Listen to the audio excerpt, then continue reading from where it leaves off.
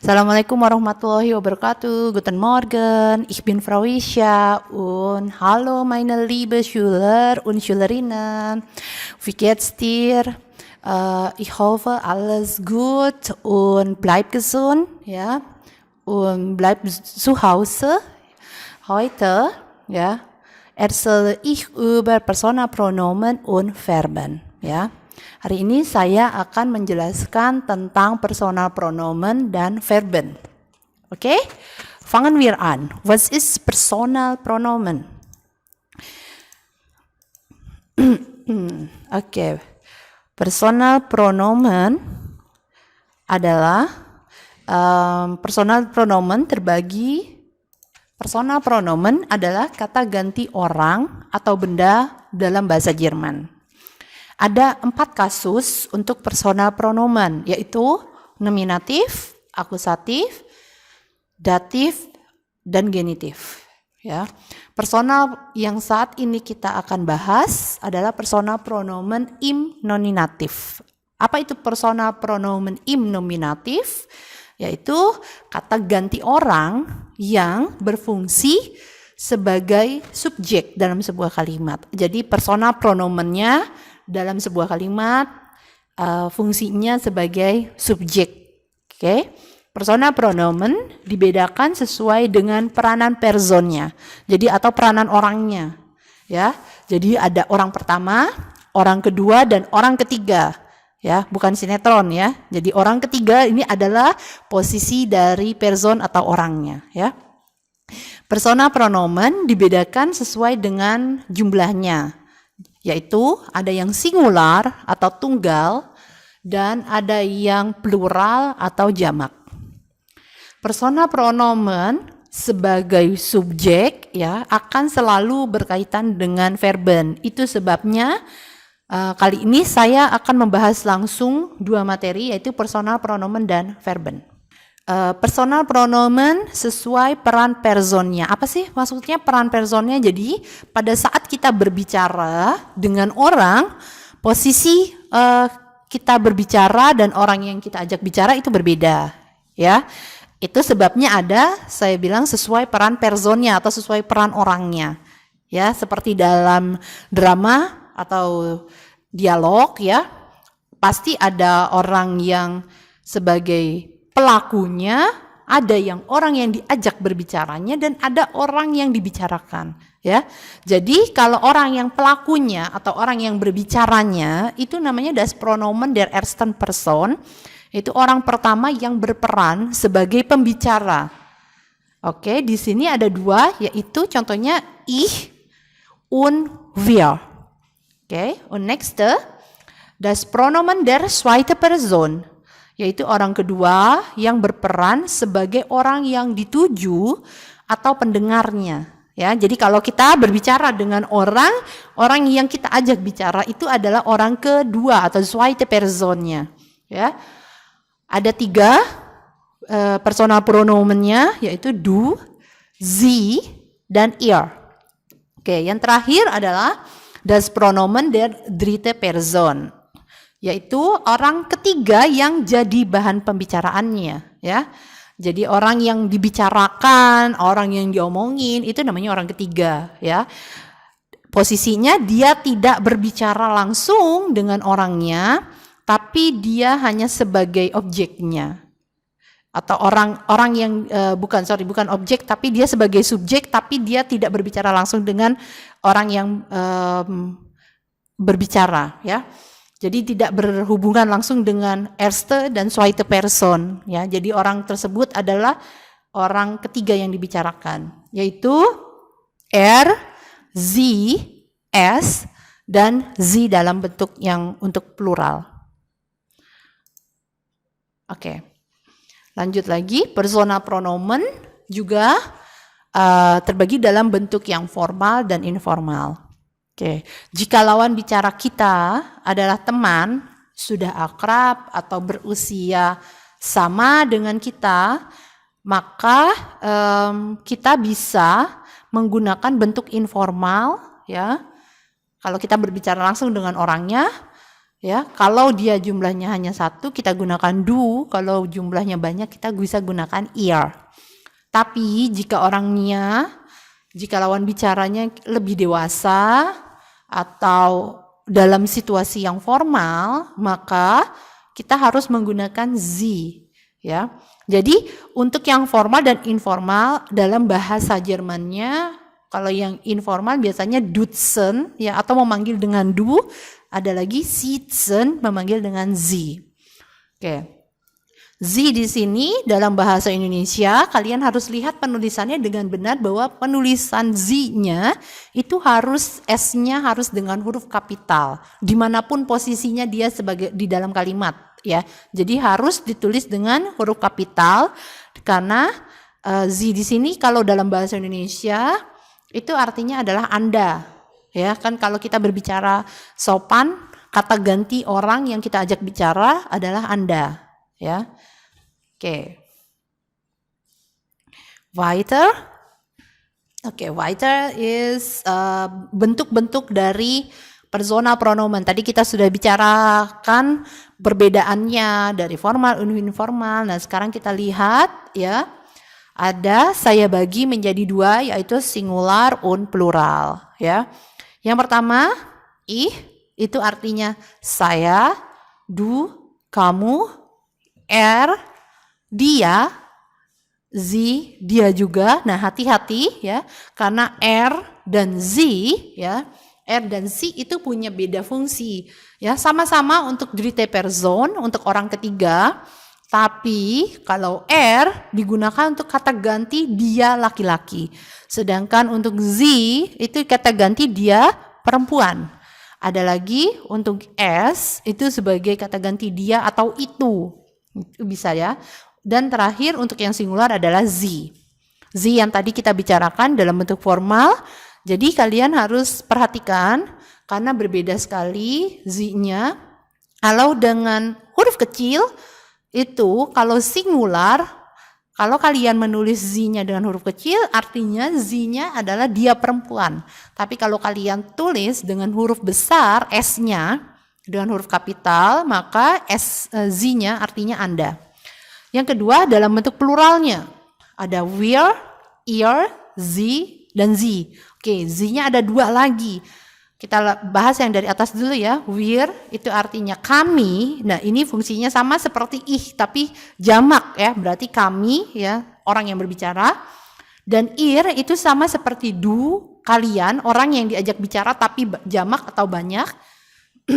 Dan yang ketiga itu ada sie, itu S-nya dengan huruf besar, Anda, artinya sama-sama Anda tapi Andanya banyak. Misalnya kita berbicara di dalam kantor atau di sekolah dengan guru, misalnya kita bicara dengan guru tapi gurunya ada 2 orang atau lebih dari 1, maka tetap menggunakannya sie walaupun gurunya lebih dari 1, tapi tetap harus kalau dalam bentuk kalimat kalian tulis itu harus ditulis dengan huruf kapital S-nya. Dan yang terakhir adalah sie orang ketiga, ya. Nah, kalau yang tadi orang ketiga tunggalnya itu ada sie dan s. Nah, ini orang ketiga untuk pluralnya itu sie juga, tapi artinya mereka. Kenapa mereka? Karena banyak, ya. Kalian lihat penulisannya, hati-hati penulisannya untuk huruf huruf S-nya jangan sampai kalian salah menulis huruf kapitalnya. Karena kalau kalian salah nulis huruf kapitalnya akan berbeda artinya, ya. Anda atau sie yang formal harus dengan huruf kapital. Kalau bukan orang ketiga atau yang orang ketiga tunggal atau orang ketiga jamak, ya, itu harus ditulis dengan huruf kecil S-nya. Kecuali jika ada di awal kalimat. Ini hanya untuk penulisan, ya, tapi kalau untuk pengucapan sama. Oke, sekarang kita baca bareng-bareng. Sprech bitte nach, kalian ulangi apa yang saya bicarakan. Oke. Personal pronomen. Ich, du,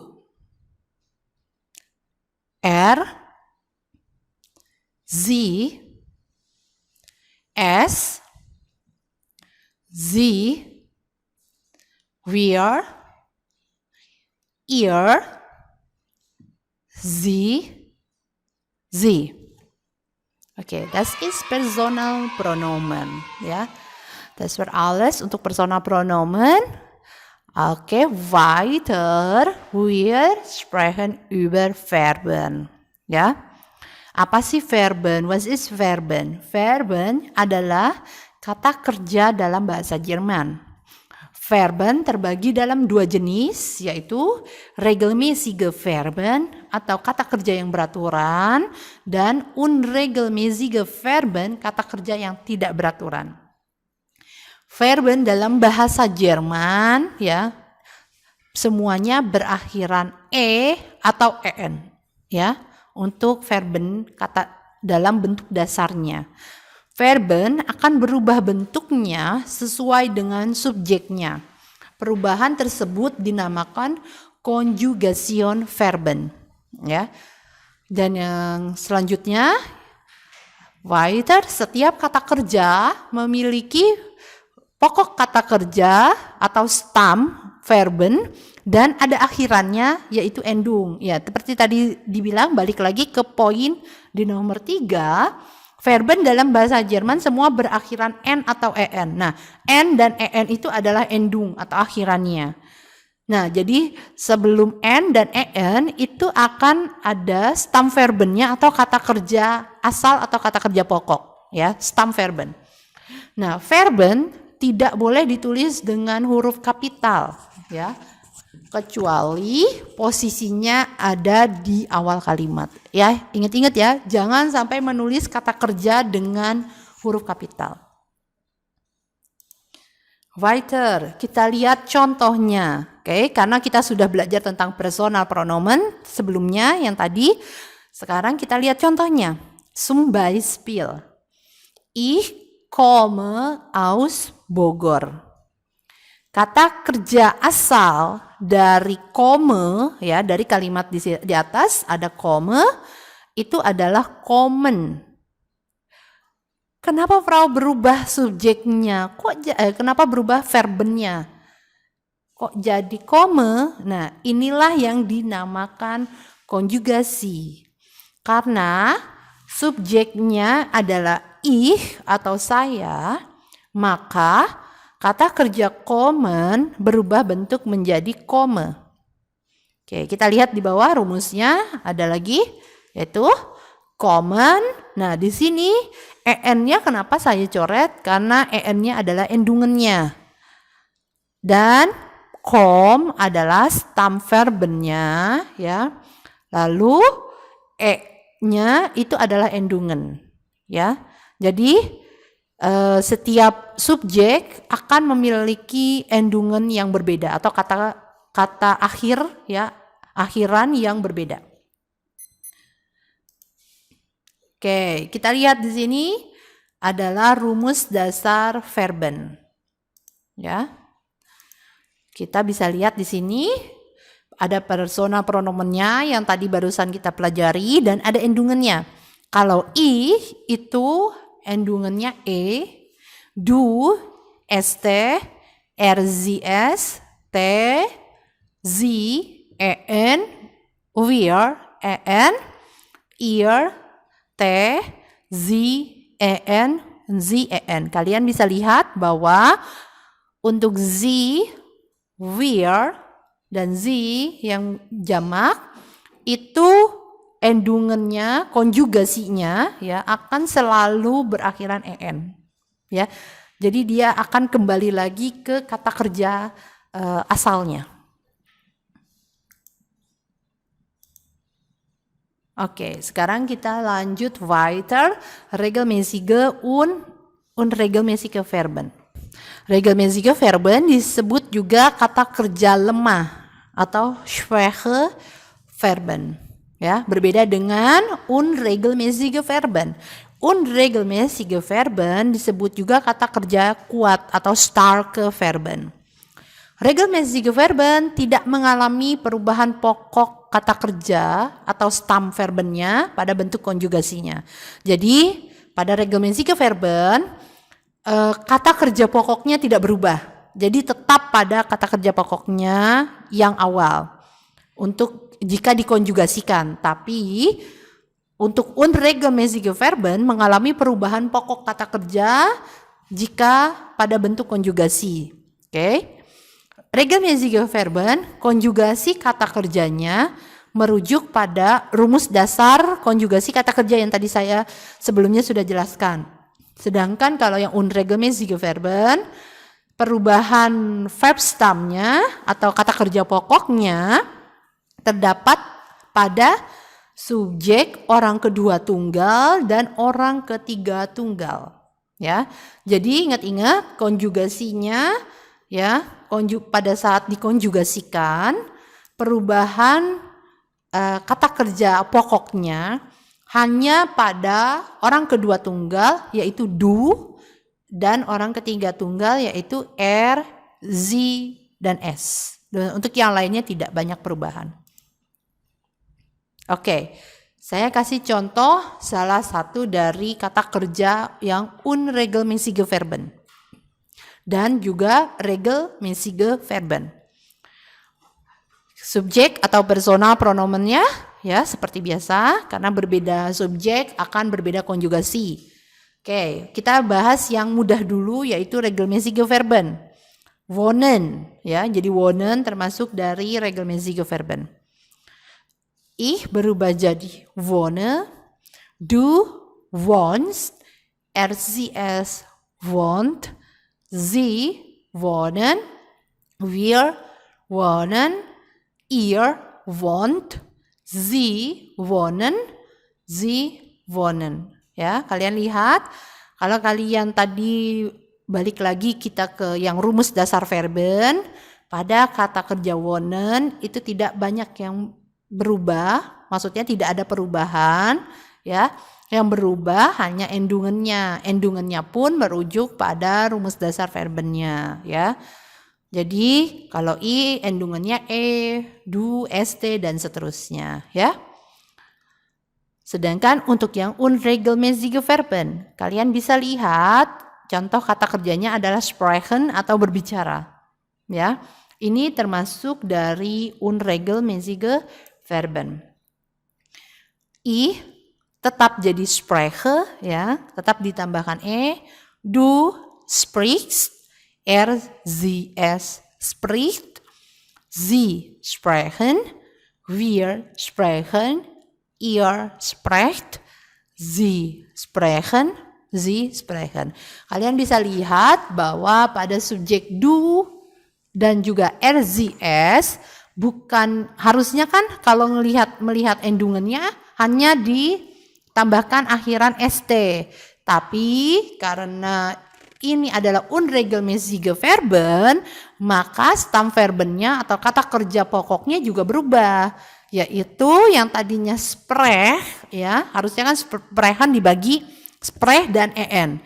En adalah endungannya, sprech adalah kata kerja pokoknya. Nah, harusnya kan sprechts, tapi karena sprechen adalah unregelmäßige Verben, jadi berubah, bukan sprechts tapi sprichs. Jadi perubahan pada kata kerja pokoknya, ya.